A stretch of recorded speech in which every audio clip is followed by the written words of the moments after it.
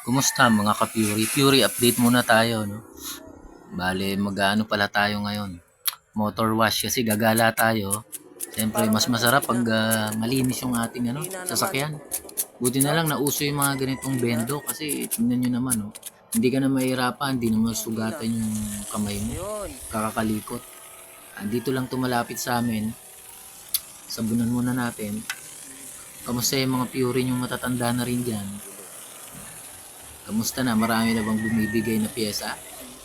Kaya ng sa akin.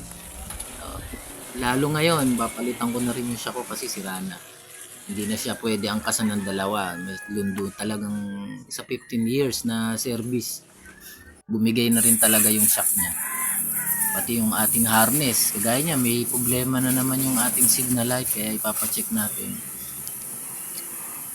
Yan.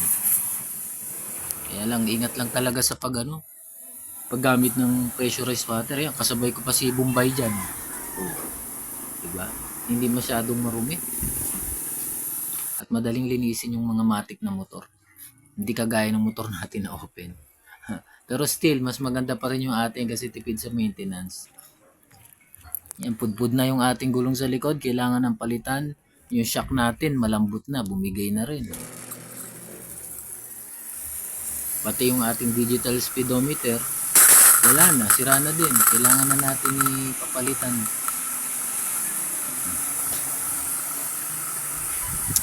Kamusta yung mga motor nyo, Paps?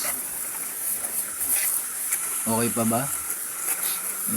Sa 15 years, wala naman tayo naging problema sa hatak. Malakas pa rin naman siya humatak. Kaya lang talagang may mga pyesa na bumibigay gaya nitong ating naka 5 years na rin yung ating camelback, sira na, butas na rin. Pinapasok na ng tubig. Kamakailan lang, nagpalit tayo ng headlight. Susunod gagawin natin, palit na lang tayo ng little sticker.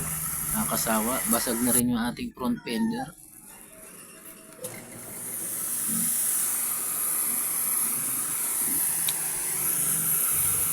Mas maganda gamitin yung mga ganitong pressurized na panlinis kasi ayan, talagang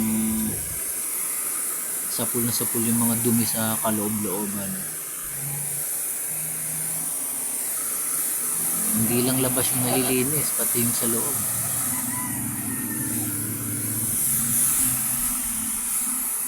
Thanks for watching. Patingin na rin ako ng mga Fury nyo, yung mga alaga nyo, Paps, kung buhay pa.